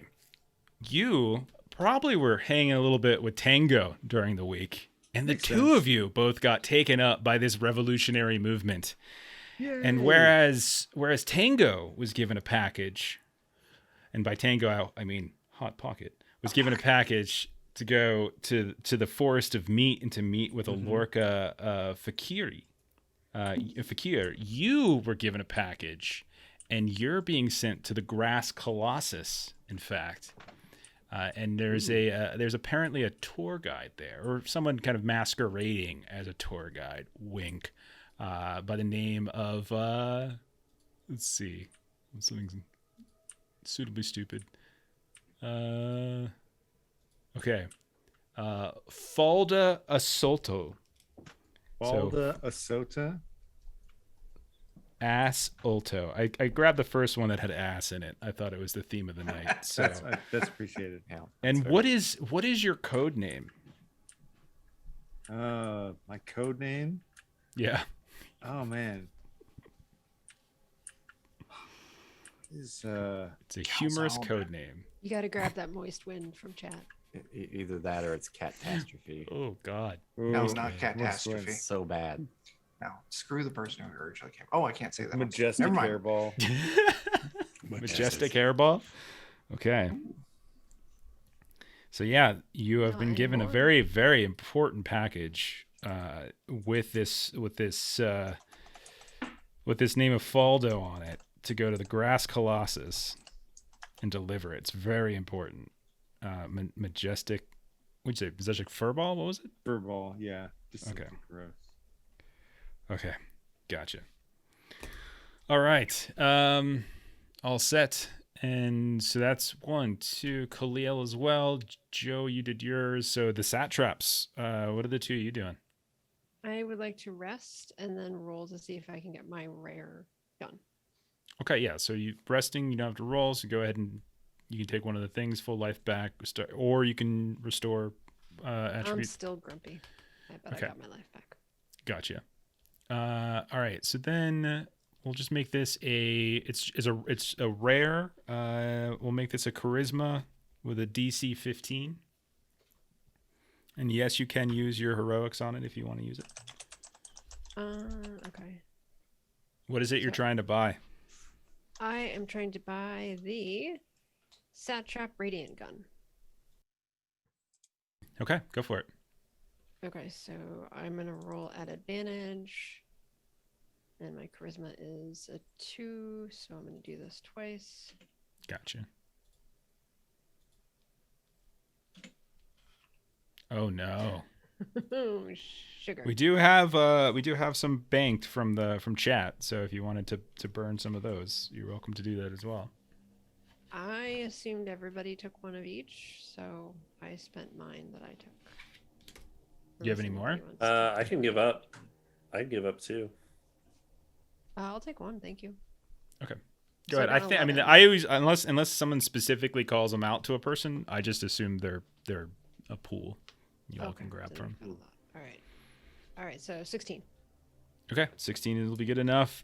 So you find a special weapons dealer near the Onion Dam, right on the edge. Strangely enough, for some reason, everyone's kind of weeping whenever they go and they buy it. The dam itself, it just has a peculiar gaseous smell that seems to emit from the water. This is bordering right on the unsettled waters where there's definitely not a stone octopus whatsoever inside. Mm-hmm. But yeah, there's a whole array of all these fanciful guns. You have a fine enough eye to realize BS when you see one, and so most of them are old, refurbished. You don't really think they're particularly useful, but you do find like a perfect little like the little hidden gem. It looks kind of dusty and old, and looks like the salesman is probably not sure exactly what they have, but you manage to snatch it up and kind of polish it up, clean it up. Yeah, I'd like to your think gun. that it's like it matches me because like it's Sure. Satrap made, and so like I'm orange and Phil is orange, so I like to say that it kind of matches. Awesome. And then Satrap 418 Teapot. What are you thinking? I don't know if I can like kind of double down on this a little bit. I was planning on putting the ass together, but I was also thinking about taking it to the Vec repair guy and seeing if we can like put stuff on it. Yeah, we can. Let's do that. What do we want to put on this thing? And this will be your action for the week. Yeah. Okay. And maybe while we're doing this, I can try and wheedle some information out of him about, his troubles. Okay. What do you want to put on this thing? For sure, I know we wanted to put a gun pointing backwards on it. Okay.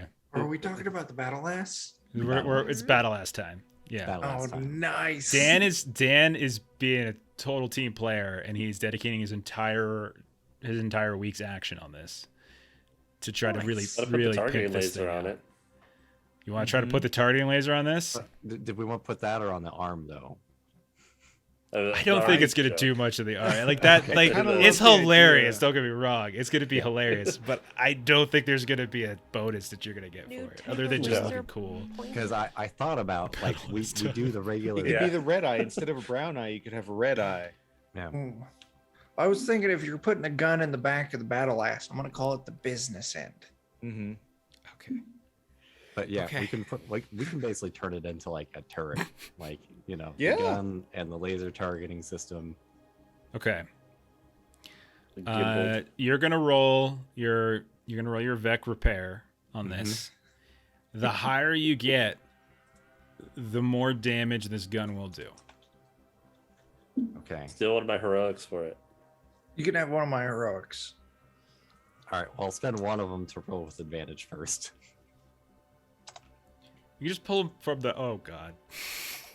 Oh, Jesus Christ. That's why I was confident. Wow. It's Dan rolling. I'm okay if the battle ass's business end doesn't work quite right. Well, I'm gonna use all 2 of the heroics I have left, plus the 1 more heroic I was given, to turn it into a 19. 19's very, very good. Very, very good. We will make this a. Yeah, that's everything, I think. Okay. I think what we're gonna do is we're gonna make this a gun that does 2-8 damage, but it does a spread, a buckshot. So you can target a specific area of effect near range, but you can target multiple enemies at 2d8. What was the damage on that? 2d8? 2d8, but I'm gonna add the spread on top of it. So you've got your armor and spears, and then a shotgun. So gross. So A shotgun battle ass. Oh my gosh. I am going to be so useful in combat now. Wow. Never gonna do combat again for this. Never. I'm just gonna charge at you with like 1,000 ghost bone axes. So you are also talking with this guy. So the guy you're speaking with, I'm not sure if you remember his name, was Lazaro Romero. You just know he's been kind of finicky, right? He's kind of strange. And when you start, this is like a 2nd or 3rd week now you've spent training with him or working with him. So he started to feel a little bit more comfortable with you. But at a certain point, he just says, Teapot, my friend, I can confide in you. I think we've spent time together. We've broken bread or whatever it is you eat. Built a beautiful ass. This ass is the most beautiful battle ass I've ever. I question the need for it. Why a donkey requires these things, but who am I to stand in the way of genius? Someday people will write books about this, and right next to the picture of this donkey's ass will be you. You will be right next to it, and you will be proud. But I must confide in you, my friend, that I must give you all of the credit because I am living in secret. I do not want anyone to know that I am here. So please make sure if anyone speaks to you, like, where did such wonderful engineering come from? Do not say that I did it. It is all you. I am free. I free yourself of guilt. You take all the credit. Why is that, though? It's a wonderful question. Thank you for asking. It really shows that you care about me. I must tell you, I am wanted for a terrible crime, but I did not commit it. I swear to you. The Cogflower Inquisition. They are after me. They feel I have murdered one of their what is the word? One of their expedition leaders. Yes. Before I settled here at the Porcelain Citadel, I worked for a beautiful, wonderful woman, an archaeologist, a Maria Della Verde was her name. Oh, such fire, such zest, this woman. We were far to the south by the ribs, to the west. I'm an idiot. By the ribs of the father. We were excavating. It appears the Cogflower Inquisition was after something. After a short time, Maria and I became very close. You understand what I say to you? Yes. During after one of our nights of passionate lovemaking, I got her to tell me why it was we were here, and she said that the Cogflower Inquisition had charged her with finding some sort of key for reasons I do not know. And within a week, we had discovered a new bone site. Or not And after... God damn, I didn't realize this when I was... And within a week, she was dead. Now, I am sure that it was the Marmot folk, and I know that you Satrap and Marmot folk are like fierce enemies, and I think you, of all people, could agree that they are not worthy of any of our benefit of the doubt.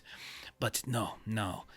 that they did not believe me when I explained this to them, and they sent an inquisitor after me, a Viento del Gruso, and he has been hounding me ever since. Yes, they're very complicated, but it's a very, very flavorful one nonetheless. Viento del Gruso. My friend, if you ever have the power, I know that you yourself are on a very holy quest, but if you ever come into contact with this Del Gruso, you can perhaps send him a different direction. Or if you could somehow clear my name, prove that it was the Marmot folk, then I could finally return to the Violet City and take care of my dear old mother, who is terribly ill.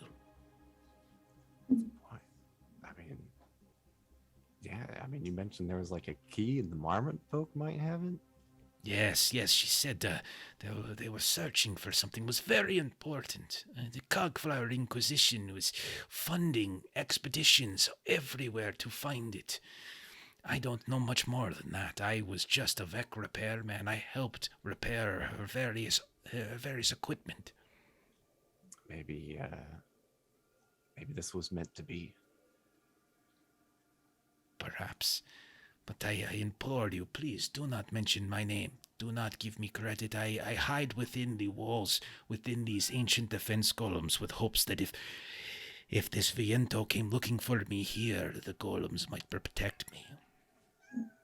Well, until we can clear your name and you can be pictured alongside me with the battle ass, I'll not say a word.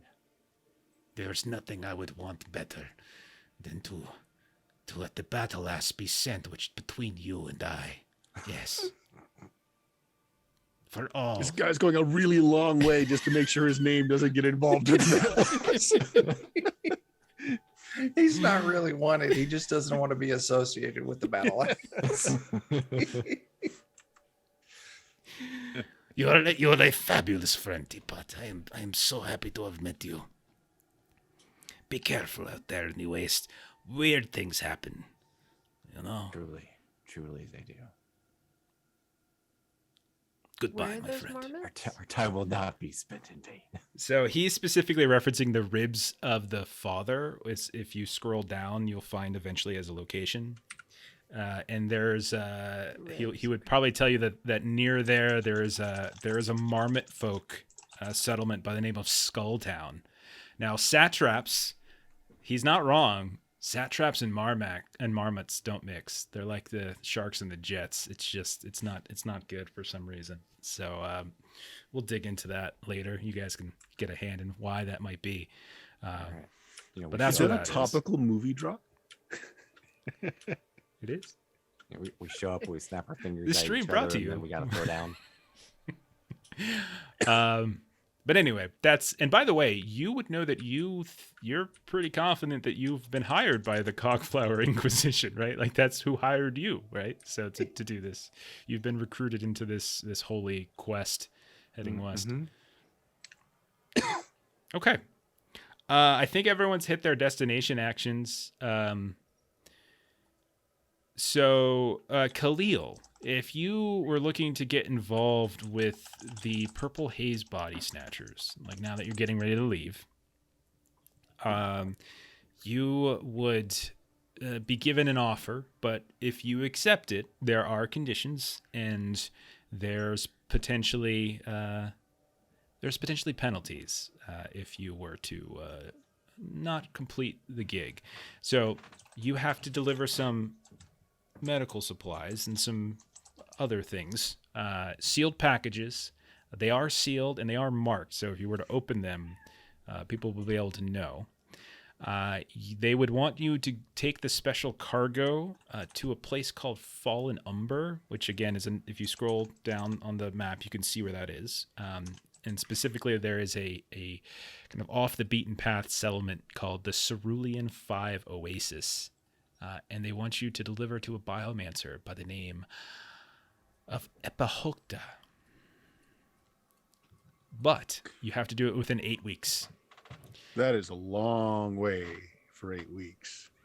Yeah, so more. So if you see like on the trail between each of the dots, there's a number, and that's generally how many weeks it takes, assuming nothing goes Technically bad. get there in 3. So 1, 2, 3. Yeah, so it would take 3, maybe 4, because it's a little bit past. And that's lower assuming number. that you don't spend any time in the Last Sarah or in Waystone to do destination actions. So, because if you Right. do, so I those, don't like, have to make. It's not a yeah. round trip. I mean, I just have to get there in 8 You have to weeks. get there in 8 weeks. All right. So okay. So And I think MSG had something in Grass Colossus, but that would be going to the other side and then. Yeah. over. so okay. So those are the conditions. Now, what is this about penalties? The penalty is that if you do not deliver on time, what they do is they essentially take a video of your entire caravan, and they sort of document who you are. And if you don't deliver, all of your identities, your caravan will be forwarded to their network, which is, as they try to stress to you, substantial. Right. And you will not be able to trade anywhere throughout the waste where they have a presence. And they So again that's a continue to. substantial penalty. So I would hope that the fee is substantial. Oh yeah, the payment, sure, yeah. They will pay you. They will pay you a grand total of 10,000 cash for the trip. Cash. Okay. Since the whole caravan could get implicated, I have to run this by them. So I'll do that, guys. Is it worth it? Supposedly we could make it there in half the time we need to that we have. It's a fair amount of money, but if something goes wrong, we're done as traders. Hey man, like with this battle ass, like nothing can like stop us now. Also, I know it might be. I have a Midwest, premonition that the battle ass is going to stop us. I have like a weird flavorful thing I want to add on to the battle ass with the targeting laser. Okay. I I don't know if I want flavorful stuff on a battle ass that has like a spray gun on its back now. Flavorful.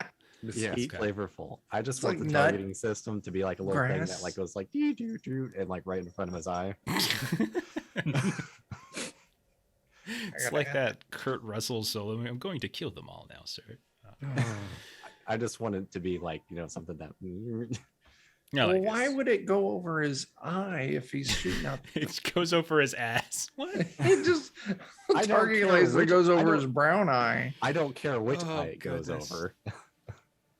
So that's the deal on the table. Should we take it or not? Listen, man.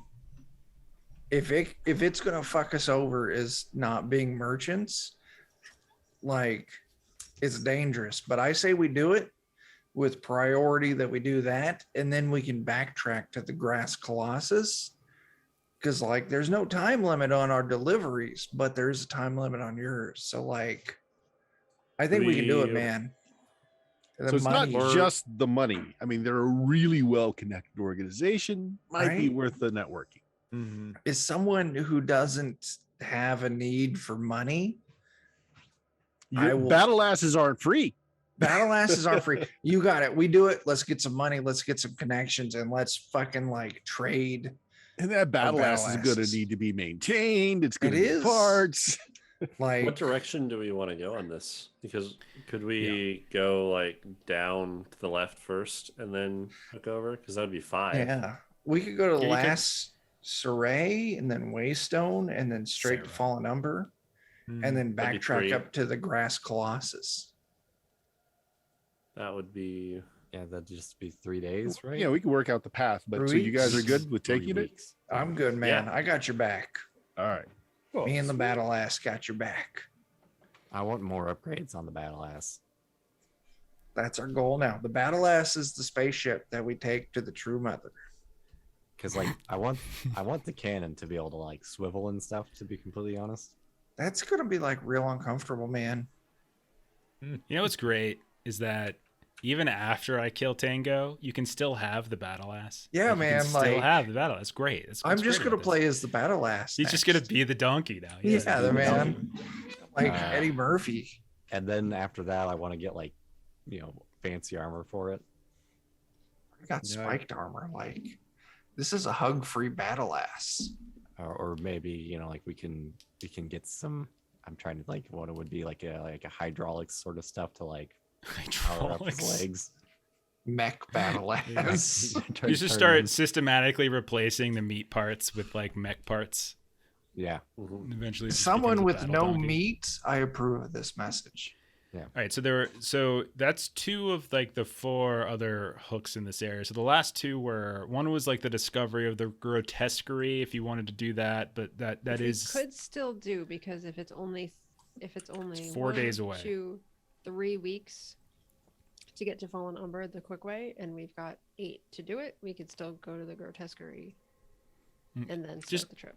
And also, pretty much every destination you go to will have like 1 or 2 or 3 discoveries as well. So you like don't feel compelled to go to them all.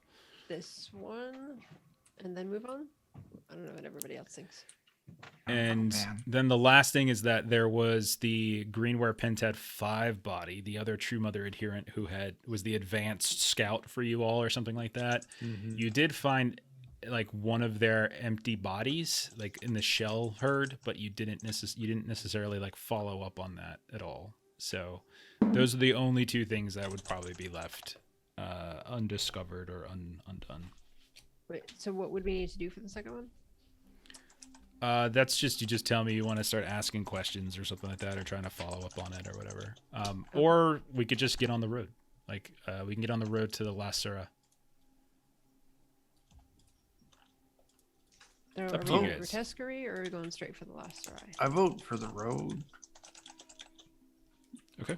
Like, we're on a time limit, and we're gonna like totally like fuck around and lose track of time in the next 2 stops. So like, I don't really want to like screw around and like Khalil has set us up this offer. Let's not poop on it. I think the offer actually becomes poop if we take too long. Right? Mm-hmm. Like 2 poops does not make a right. So let's go. The 3 poops make a left. It depends on like your fiber intake, I think. How much corn? If it's corn, that's a whole different thing. Like, we got to pull out like a compass and like a protractor. Liam has just moved to one of the wagons and it's just like sitting there out of earshot waiting until we're going. All right, so if we're going to get on the road, I feel like this is a good place to stop then. There's no reason to do our travel rolls and stuff. We'll stop there because we're basically at time. And next time we'll do the last Surah and maybe more, depending on how quickly you want to see it. Because remember, if you're just going to go as fast as possible, that means you're just driving by these places. You're not looking for discoveries. You're not, doing anything like that. So, okay. Are we in long enough to get another heroic? What? No. You get it at the start of the next session. Or when the next hour comes. God, you cheat so bad. So we just You're gotta find such a way a cheater. To stall for like 3 more minutes. Such a cheater. 1 minute and 50 seconds. Such a cheater. Well, no, because we're done with the game. Done. Game's done. Now let's do closing plugs. So sorry, you missed it. So let's do closing plugs. Let's see, Bert, what's going on in Steam Still this week? Well, if I don't die of illness, we are going to stream tomorrow night some first edition Dungeons and Dragons. Friday will be BX Dungeons and Dragons. This Saturday, maybe running Linkmar on Goodman. Yeah, I think so. Yeah. Well, I mean, I've already told them we're running it, so cool. We're running it. Well, there we go. I'm apparently running it. Yeah. Nice. And then Sunday, not sure yet. Not sure what's going on. You missed a couple of days streaming. Check out the podcast, blumagik.com. The stream is at twitch.tv/SteamSteelMurder. Good stuff going on there. Again, assuming I don't die. Just don't die. We're going to assume that. Yeah. Chuck, Defenders. Oh my gosh, that's me. Wednesday, 9 p.m. Central over in Defenders, we're going to be running some Pathfinder 2nd edition. If my internet isn't shit, I'll be streaming it. If not, Jeff is the true MVP, and he'll be running the stream parts for me. So yeah, CEO of Defenders of Cobalt. CEO. I accidentally gave him the rights of Defenders of Cobalt. You might have to fight my wife for that, and So what you don't know, Jeff, is that She'll there's win. current litigation. So There is, and I don't. He's like I a haven't- ridiculous debt. Yeah, Just I haven't got been so paying much debt. taxes on it, so good luck. Whoops. Thursday, we're supposed to be doing a makeup session for Watercolors and I'm owed Warriors. a lot of back pay. You are, and I'm never going to pay it. So But just Jeff sue might. me. Oh, Jeff might. You might be in a better situation now. Who knows? Oh, okay. Okay. It's a roller coaster. It is. Who knows where this is going? Friday, we're doing some more Shadowrun using the Year Zero engine, specifically a spinoff of Forbidden Lands, because the real Shadowrun systems, they're booty. They're so bad. They're so They bad. are.